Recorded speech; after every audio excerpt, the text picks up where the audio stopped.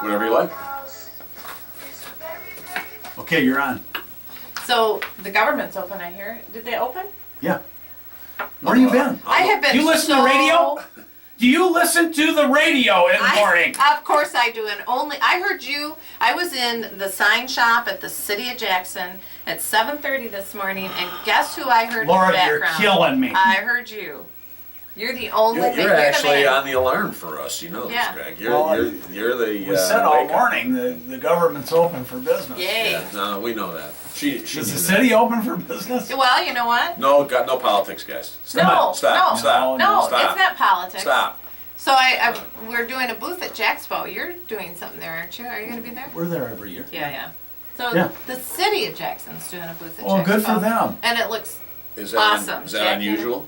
Yeah, I've never Yeah. seen the city there. I don't think we've ever seen What any are- municipalities there. We're thinking outside the box. That's good. Yeah. What And, is the city promoting anything? or- well, U of M has us asking 3 questions. That's good. And then we've come up with 3 other questions we're going to ask people just to brainstorm. And you can come find out about Leaf Pickup and Jackson Connect. And we have our annual report there and just have a conversation. I think a lot of the council people will be in and out all day. So people can come and vent. They Is that can okay? vent, they can bring us ideas, and you go on Jackson, I've heard this on your radio often, go on jacksoncountychamber.org and download your ticket to get in. Free ticket. Free ticket. Where is it? At All Skate Arena, which All Skate is Fun Center. oh, Right across from the ice arena. Yeah, that's where you're Optimus talking. Ice, yeah. In my ward, In your in my ward. But the guys down at the DPW, Paul, shout out to Paul, who I'm not sure is listening right this minute because I suggested they take their breaks on Thursdays. Well, at he better be. 9:30. He was listening Oh. to you when I was there this morning. All right, thank you, He Paul. said that's all he listens to is your radio station. He would know the government's open. Yeah, he would. But I know he doesn't stand around and listen to you. He's Well, listening while he's working. We don't expect him to. Hi. So yes, government is open. Thank goodness. Yeah. Yeah, I mean, this is foolish to go through this every. But now we'll go through it again, what, January 15th? Is that what it was? I doubt that it. ceiling is February 10, I think. I but doubt it. I doubt it. You don't think we'll go through this same battle? No. I hope you're right. It's foolish, you know. Because people will be damaged. Well, we're already damaged to the tune of 24 billion. Yeah, I heard 28, That's a 28 billion. That's is a conservative Right, estimate. right. And So there's a ripple effect of all of that, of all these people who lost customers as a result of people, not the 800,000 government workers, and you know, just the ripple effect on the line. But yeah, the other thing is with respect to real estate, it did have an impact, although thankfully the impact is now reduced by virtue of opening up the government. So It didn't impact us too much. I think had it just a gone, delay. had it gone to Monday of next week, it would have really impacted everybody. Right. Well, It pushed some closings back. FHA? Yeah, I think most things ended up getting closed, but it took them a little longer, Okay. so it didn't affect us too much. Thank God. Yeah. All right. So what's the subject for today? Well, we've been toying with God bless you. Kazoo. We've been toying with talking about for sale by owners, Whatever you want. the ups and downs of being a for sale by owner. Whatever you want. Probably more downs. Because I've noticed, and we see this often when the market picks up, and they hear the market's picked up, which it has considerably. I don't know if I have any statistics. Not yet. But a lot of people think they can sell their home themselves. And the reason they would sell their home themselves was primarily to save the commission. And then of course the buyer thinks, well, they're getting a good deal, but typically they're not. The seller's either overpriced and or doesn't have any professional to represent them. You know. What are the faux pas? Well, the major faux pas or the major downfall is on the part of the buyer of a for sale by owner, simply because it's not the seller who thinks the seller is going to save a commission that I think is the major issue. It's a mistake, but it's more a mistake from the buyer who thinks that the buyer is going to get a better deal by virtue of dealing directly with the seller. There are situations in which it might be a family member. In other words, I'm buying the house from an uncle or my parents or whatever it Right, might be. that happens a lot. That's a different circumstance. You still want to get professional advice, but you're not worried about the condition of the home and whether or not there are things that are not being disclosed to you by the seller. And from a buyer's perspective, and I'm not saying this, I'm not a realtor, I'm not I don't practice real estate brokerage, I'm a lawyer, and that's all I do. And I'm not saying this because my wife is a broker and an agent, but I think you're really foolish as a buyer not hiring a buyer's agent to represent you, because it's ultimately not going to cost you anything. And if the seller really wants to sell the property and is being upfront about what the seller is going to disclose, having a buyer's agent is not going to impact the buyer one whit. And in fact, if there is an impact, it's going to help the buyer in terms of making certain that all the T's are crossed, the I's are dotted, and they can typically give a much, much better, not typically, they almost always will give a better opinion of what the true market value of that property happens to be. And so you'll end up as a buyer saving money. The downfall for the seller is if you've got an educated, sophisticated buyer, or at least a buyer who's represented by a good buyer's agent, you're going to lose a deal as a FSBO, because you don't know enough about the market and what the responsibility is and what the true value of the property is, and you're going to lose that sale. So from a seller's perspective, I think they also end up saving money, both in terms of getting the best price for the property and in reducing the carrying charges, rather than sitting there as a FSBO while all the other properties on the market are being sold and yours is sitting there. It's because you don't have the as a ability. for sale by owner, most people aren't going to know you're there unless they drive by your house. They're not going to really know your house is there for sale. Well, you do, I mean, please understand that you have a lot of databases these days where Yeah, you can. still not the same. I agree. Still not the same. I agree And wholeheartedly. that's going to require that seller to input it into the internet. And there's a lot of sellers that don't even know how to do that. Yeah, I mean, that database is still there, but it's not the best database. The best database is still one which is Available controlled to the by realtors. the realtors, through the Jackson Area Association. of Right. Realtors. So it's that MLS, and then having somebody who is able to sift through that database in a hurry using their own software to Right. find out which properties are suitable in terms of location, number of bedrooms, all that happy sort of stuff. Well, the other thing is seller of a for sale by owner, how do I know that I'm doing all the right disclosures? You don't unless you get the appropriate advice. You gotta make sure you give the seller's disclosure statement, the lead-based paint hazard warning and notification. Well, now you're just giving them all the list.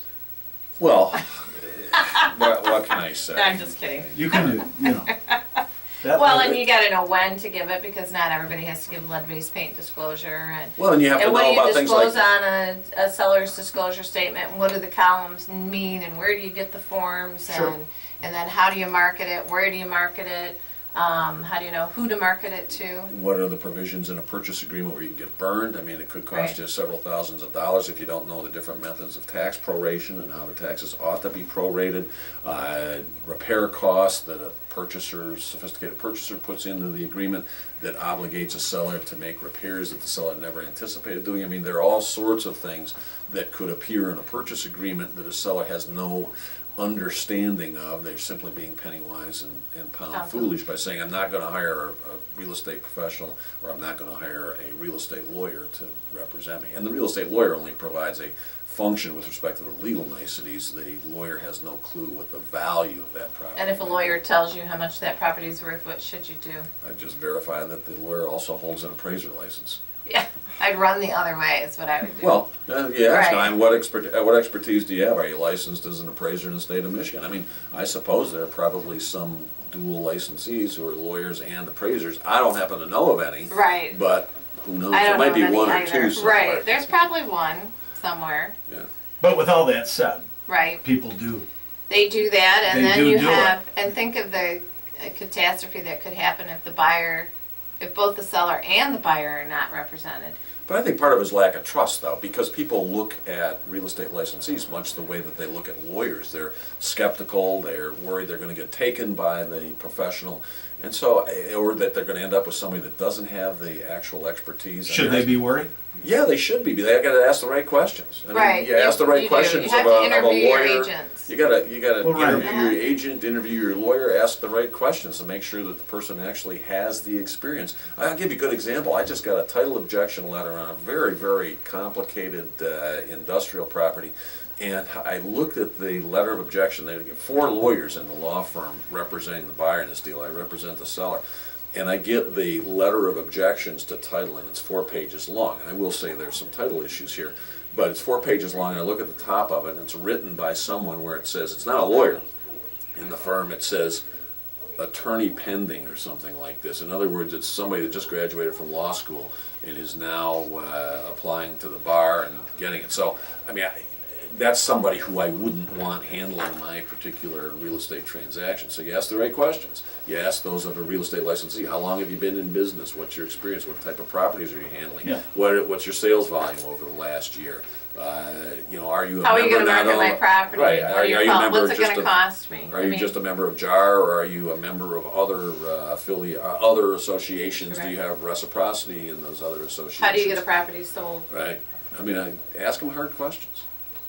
With all that said, there's still property owners out there that Think they can do it themselves? They They can- had a real estate license all they do somewhere is stick a sign else. in their front They've yard. bought and sold Right. 5 houses before. Right. They know how to do it. And I gotta tell you, there's so many legal nuances and disclosures that, good luck. You know, maybe they can do it, but they might have something come back to haunt them. Are there a lot of horror stories out there? Well, there's a lot of horror stories, whether they have to do with just for sale by owners. Well, I They just- understand. The they- horror stories usually have to do with the deal falling through. In Right. other words, they enter into a purchase agreement and something happens between the time of the PA and the time of the anticipated closing, and the buyer has an out or doesn't have an out but nevertheless gets out of the deal. They've got a $500 or $1,000 deposit. Usually it's a function of the deal collapsing before it gets to closing. That's the real downside. The real risk is on the buyer's side more than on the seller's side, I think, and that's how a buyer needs to take control of the deal with a FSBO. And then if you've got a buyer What that's is a working with an FSBO? agent, for sale by owner. FSBO, I'm sorry, that's the slang for sale by owner, FSBO, for sale by owner. And so I I thought really it was a think, medication. But then if you've got it sounds like, yeah. it sounds like Alka-Seltzer. If you've got a buyer, like if I'm working with a buyer and my buyer is interested in a for sale by owner and one that's listed with another realtor, what do you think?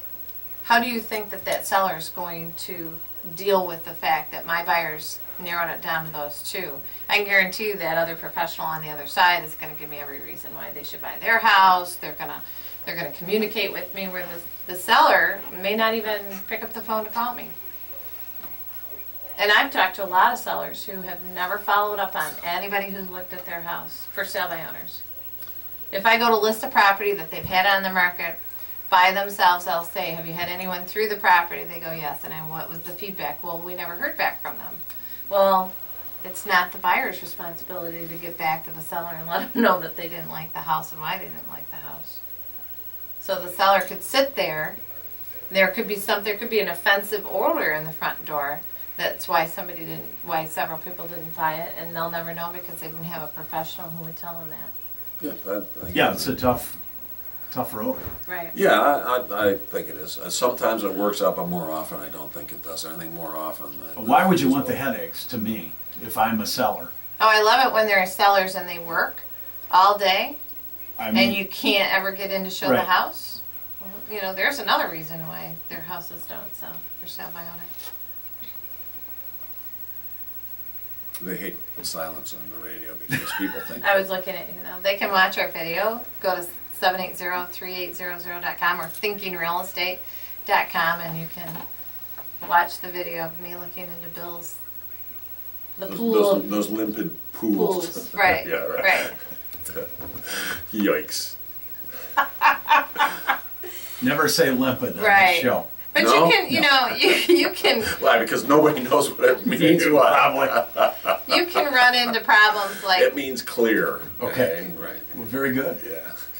thank God you're here. Should we give them a dictionary list? Also, you know, one of the other things I get after associates is when they use the word, did I ever tell you this, the word forte? In other words, it's not forte. Your strength is not your forte. Forte is a musical term. It's your fort. The E is silent on your strength or your fort, but it's one of the most misused words in the Are you English sure? language. Look it up. Okay. Challenge. Look it There's a up and- challenge. Look it up and- Steve Is that what they Oz. say at Lake Superior State? I their don't know what the hell they vocabulary- say at Lake Superior State. Okay. You But know I've been Steve there. Osmond, right? Our conductor of the I do. symphony orchestra. Yeah. Which, by the way, they had an amazing Don't you call concert. it Wait a second. Maestro? The maestro. I don't want to turn this into a vocabulary. Well, lesson. but they had an amazing concert on Saturday, by the way. If you don't have tickets, season tickets, you ought to get them because I think they've got a really good concert series coming up. But that said, his brother, Gordon, I think is his Right. first name, wrote a book. What was the title of it? You think you know English, but you don't, or something Something like that. like Or you that. think you know the English language. The book was for those who think this book is for those who think they know the English language. So of course I got it for my husband, and I had it a couple years. Finally, I gave it to him last Christmas, and guess who came over for Christmas dinner that year? Gordon Osmond, the author of the But I hope book. Steve, No. I Yeah, coincidentally. Wow. hope Steve's not listening because it's got to be one of the most tedious. Merry Christmas. One of the most tedious reads I've ever had. But Bill should write a book on It really English was language. difficult to get through. But you know, can I tie this into real estate? Because that's another risk for How would Fiscals. you do that? Because the use of the Tell me more. The use of the English language in contracts and amendments to contracts becomes absolutely critical. And I actually teach this to lawyers and people associated with the real estate industry. Is that your forte? It is my fort. Fort. Okay, among other things. But I don't know if I'm buying that, Bill. look it up. Look it up. I Please am. look it up. And I next am. week when I get back from pheasant hunting in Okay. South Dakota, All right. I will talk about it. Forte. Forte is a musical term, which, you know, just play it strong, okay? But fort is your strength. The E is not pronounced. So anyway, but tied into that, I had a case, I don't know if I ever mentioned this one to you, where a missing comma in a lease drafted by lawyers in 1970 meant a difference between the landlord and the tenant of $22.5 million. A missing comma. If the comma was there, it would have Yeah. resolved that particular I dispute. can okay? follow that. Well, it's amazing that simple little omission made that amount of difference, and it happens all the time. I Okay. mean, a lot of the lawsuits in which I get involved over contract disputes involve the use of the English language. And I've got one I'm about to file out on the west side of the state where that's the case. I'm disappointed about forte. Don't be. Okay. Fort. You're not alone. now you're And gonna look, start correcting through- everybody. Maybe There's through two definitions of fort. Well, there's two definitions of a lot of words. No, And- there's forte, Yeah, but- which well, the there's E the is fort pronounced, that- which is a musical term, and fort, which is spelled the same way with the accent over the E, but it's pronounced fort. The E is silent. Trust me, I'm a lawyer. Uh-huh. Okay, so we only have a minute. Yes. We have two open houses on Sunday. 202 Fifth Street. It's listed for 53-1. It's Vandercook Lake Schools, move-in ready, 2 bedrooms, 1 bath house, just under 1,000 square feet. Convenient location, just in Cream Puff, move-in. Fifth ready. Street in Vandercook. Yep, 1 to 2:30, and then 209 Third Street, right in the city of Jackson. 69.9. It's a nice, very cool, big, old house. 4 bedrooms, 1.5 baths, just under 2,000 square feet, and that's from 1 to 2:30. And then don't forget to come on down and see us at Jaxpo. See the city of Jackson at Jaxpo. Are you going to be there? I will be there. What time? 1 to 7. You're going to be there for 6 hours? I'll be there. I might have to scoot out for a closing. Okay. And then right after the show, look up the Oxford English Dictionary, OED, online, and you I'm can going to be double all check over this. that, my friend. Okay, and then I want you to look up the Good luck. pronunciation. I want you Good to look luck up. duck hunting. I want you to look. It's pheasant hunting. I Oh, want you to look pheasant up. hunting. Duck. I want you to look up Byzantine to Isn't determine duck what. a pheasant? No, what? You duck when somebody's shooting at a pheasant, but you don't. You don't duck when you shoot in the Well, it depends air. if, Good well, luck. it I mean, depends if if you're they're hunting. if you have to duck when if they're you're hunting